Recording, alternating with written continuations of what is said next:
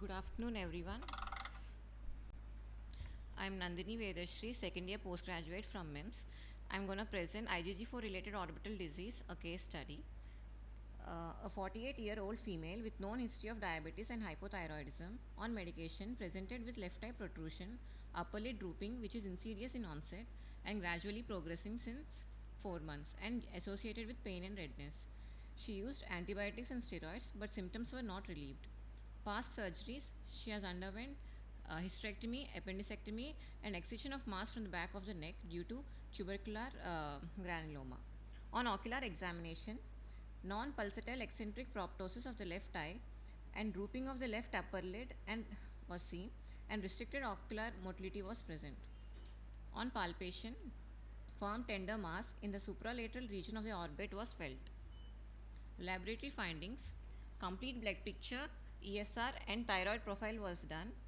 ESR was shown slightly raised values and thyroid profile within normal limits. Radiological findings: on CT scan, axial section heterogeneously enhancing lobulated mass in the anterior part of the extracorneal space was seen with size 3.2 into 2 into 1.6 centimeters. On coronal section, mass at the supralateral aspect of the anterior orbit was seen. Management: as the patient was non-responsive to the antibiotics and steroids, left eye anterior orbitotomy was performed, mass excised and sent for histopathological examination. Histopathology: granulomatous lesion with fibrinoid necrosis and inflammatory lymphoplasmacytic infiltrate was seen with end arthritis obliterans. Hyalinizing fibrosis was seen with query IgG related orbital disease. So the final diagnosis, IgG4 related orbital disease, was confirmed by elevated IgG levels and with immunohistochemistry, where IgG4 positive plasma cells were seen up to 15 per high power field, and IgG4 is to IgG ratio positive plasmas with plasma cells 48%.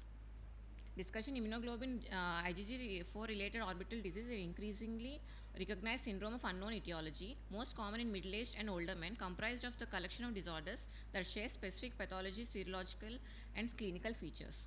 Hallmark of IgG4 related disease are lymphoplasmacytic tissue infiltration of mainly IgG4 positive plasma cells accompanied by fibrosis and obliterative phlebitis, often present with subacute or diffuse enlargement of affected region. Lymphadenopathy is common and symptoms of asthma and allergy may be present. Diagnosis of IgG4 related disease is based upon biopsy findings demonstrating the characteristic histopathology.